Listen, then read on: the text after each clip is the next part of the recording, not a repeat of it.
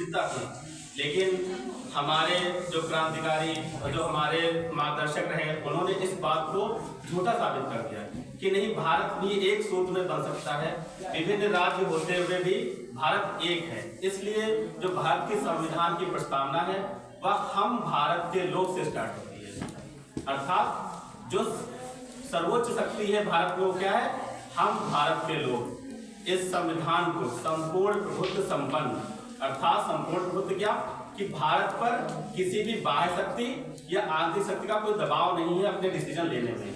इसलिए संपूर्ण प्रभुत्व समाजवादी क्या, हर एक व्यक्ति को न्याय मिलना, चाहे वो सामाजिक हो, आर्थिक हो, राजनीतिक हो, विचार की, अभिव्यक्ति की, विश्वास की, धर्म की स्वतंत्रता, और उसमें सबसे महत्वपूर्ण है व्यक्ति की गरिमा, अर्थात व्यक्ति की गरिमा। कोई भी नागरिक है तो उसे नागरिक होने के नाते भारत का एक सम्मान मिलना ही चाहिए।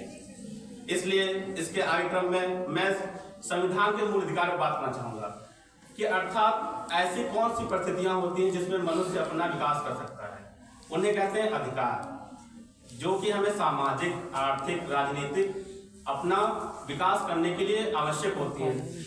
जो हमारे क्रांतिकारी थे उनका एक सपनों का भारत था, जो अधिकारों से वो वंचित रहे, जैसे कि आर्टिकल 19, आर्टिकल 21, आर्टिकल 15, 14, ये इन सब अधिकारों से वो वंचित रहे।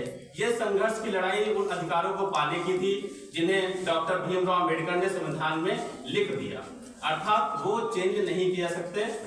सन 1973 के केशवानंद भारती बनाम भारत जो विवाद हुआ था उसमें यह बात कही गई कि मूल ढांचा कि मूल अधिकार मूल ढांचे के अंतर्गत आते हैं, अर्थात इनके विरुद्ध कोई भी नियम या कानून नहीं बनाया जाता है।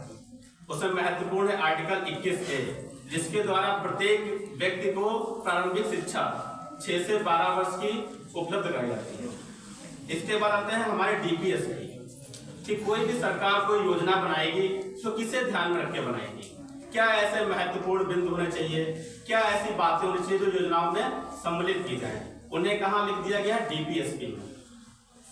और जैसा ये आरोप लगते हैं कि भारतीय संविधान के जो तत्व हैं वो उधार की वस्तुएं हैं, लेकिन यह पूर्णतः सत्य नहीं है, क्योंकि हमारे संविधान को विश्व के सर्वश्रेष्ठ संविधानों को पढ़कर समझकर जो भी उसकी बुनियादी अच्छी बातें थी उनको संकलित किया गया है, ना कि copy paste at the this ले लिया गया है। उन्हें पहले पढ़ा गया, समझा गया और भारतीय परिस्थितियों के अनुरूप उसे लागू किया गया। और फिर आते हैं मौलिक कर्तव्य।